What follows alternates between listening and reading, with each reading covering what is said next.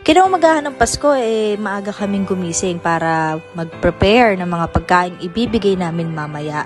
Ito ay naging tradisyon na ng aming pamilya tuwing Pasko o kaya kung sakaling may mga birthday kaming sineselebrate dito. And since birthday nga ni Papa Jesus today, mamimigay kami ng mga pagkain sa labas, sa daan, and 50 pieces ito nakalagay na sa isang box. And ready na.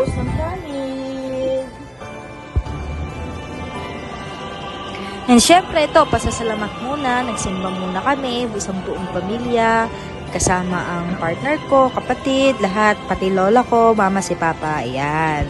So, pagtapos ng misa, dediretso na kami kung saan yung maraming nasa lansangan, maraming taong doon kami pupunta. Eto na, nandito kami malapit sa may NTC. Malapit doon, yan. Unang binigyan namin si Kuya. Merry Christmas po.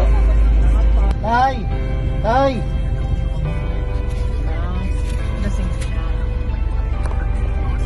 Merry Christmas po. Ana.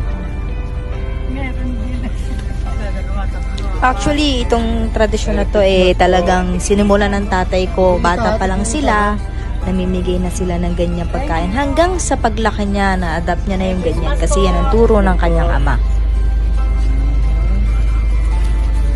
Merry Christmas.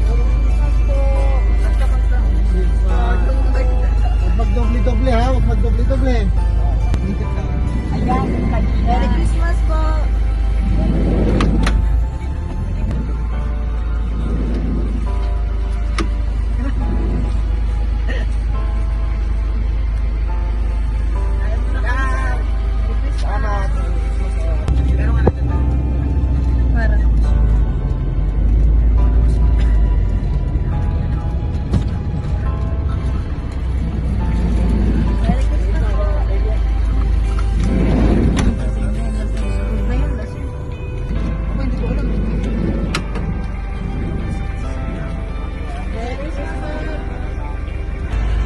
Lumampas kami, kaya hinabol ko si tatay. Ayan na, sumusunod pa.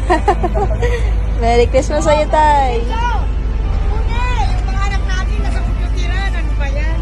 Merry Christmas. Merry Christmas po.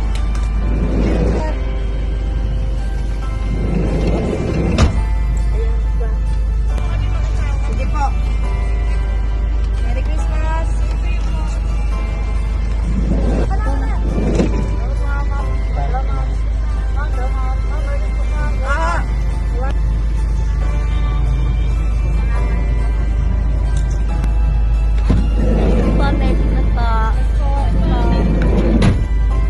Kaway na.